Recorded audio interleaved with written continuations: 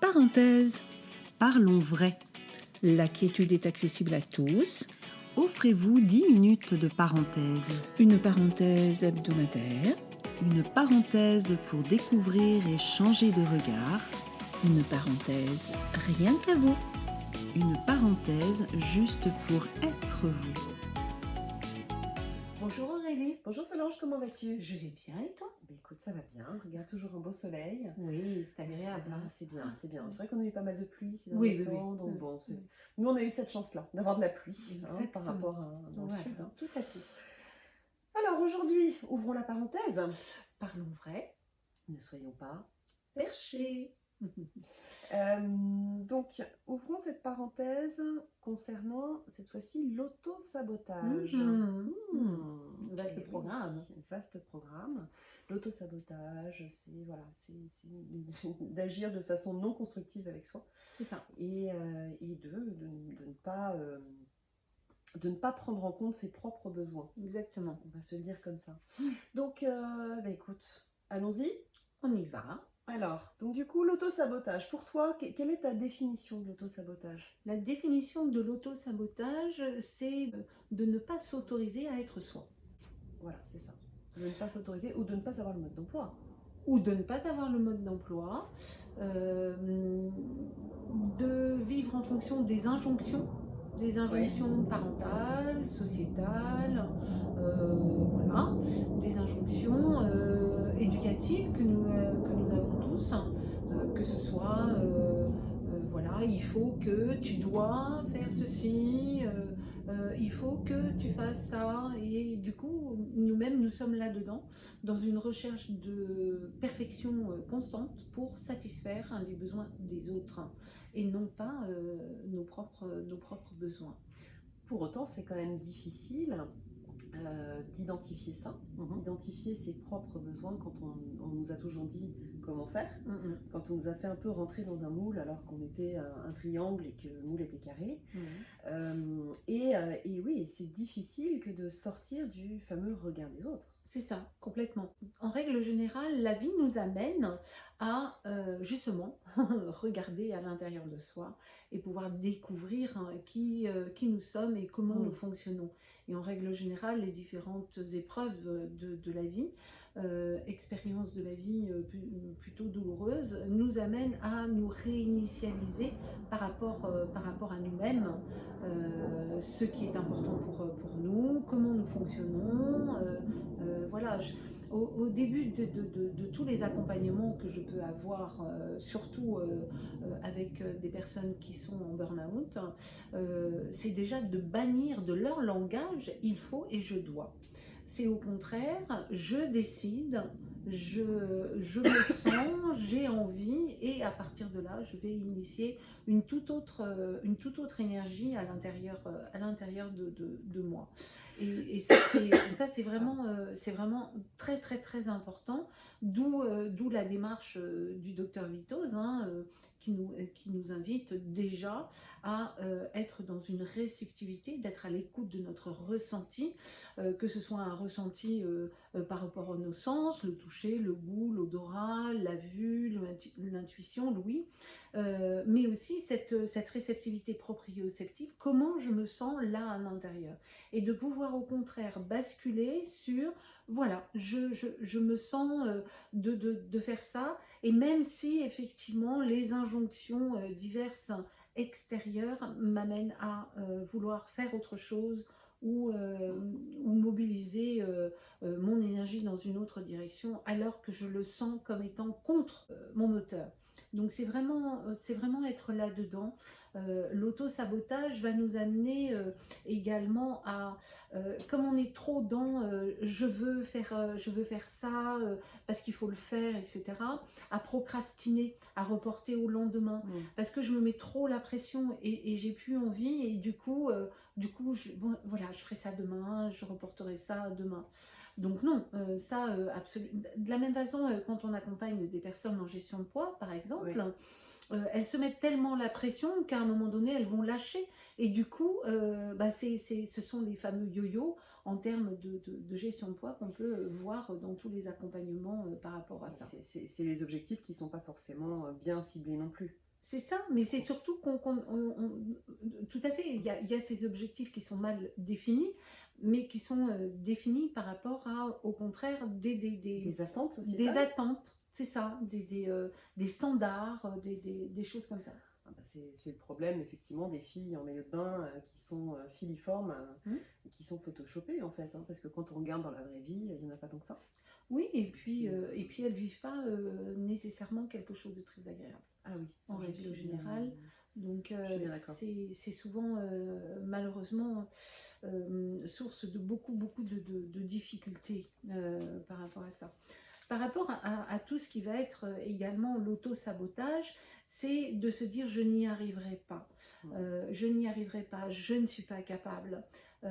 Quand effectivement on se fixe un objectif, hein, ces objectifs, si j'ai un objectif très élevé, je vais le diviser en sous-objectifs, hein, et de le planifier dans le temps pour justement, de façon quotidienne, de façon hebdomadaire, voilà, j'ai atteint l'objectif que je m'étais fixé et il y a une progression. Alors que si je me mets tout de suite un objectif très élevé, je ne vais pas y arriver. Je prends un exemple à l'école, un enfant qui va avoir des difficultés au niveau de l'orthographe et qui, en dictée, va avoir 0, d'accord, un 0, une note de 0, on va dire, sur 10. Et l'objectif, c'est de ne plus avoir 0. Non, c'est peut-être de passer de 20 fautes à 5 fautes. Oui, c'est ça. C'est au fur et à mesure, voilà, c'est petit à petit. On ne peut pas tout changer comme ça. Non. Parce que sinon, en fait, c'est inatteignable. C'est ça. De la même façon, par rapport à l'auto-sabotage, il y a également les croyances limitantes. Ah bah justement, j'allais t'en parler, effectivement. Les croyances limitantes, si effectivement on se dit qu'on n'y arrivera pas, je prends un exemple tout simple, je suis malade, j'ai un lumbago, et donc je vais me dire, bon, bah, de toute façon, il faut que je me repose, il faut que je m'allonge. Non, absolument pas. Quand on a un lumbago, au contraire, il faut bouger, il faut mobiliser, au contraire, la ceinture lombaire pour justement pouvoir mobiliser un petit peu sans aller en faire de trop non plus, parce qu'après voilà, on peut arriver aussi dans l'effet inverse. Hein. Ah mais complètement. Mais si effectivement je me dis je vais prendre un traitement et puis ça va aller, ça ne suffira pas.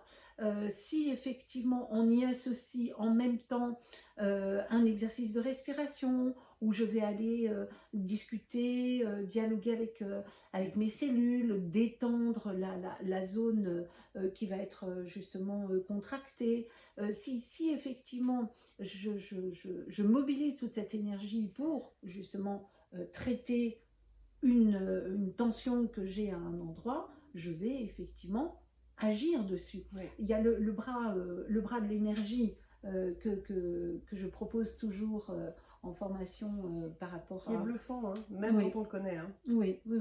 Par rapport à l'émissivité, hein, là où va la pensée, va l'énergie. Et c'est vraiment intéressant de voir que nous pouvons agir. Hein. Mais si nous nous disons je n'y arriverai pas, je ne suis pas capable, ben bien évidemment, on s'alimente de je n'y arriverai pas, je ne suis pas capable.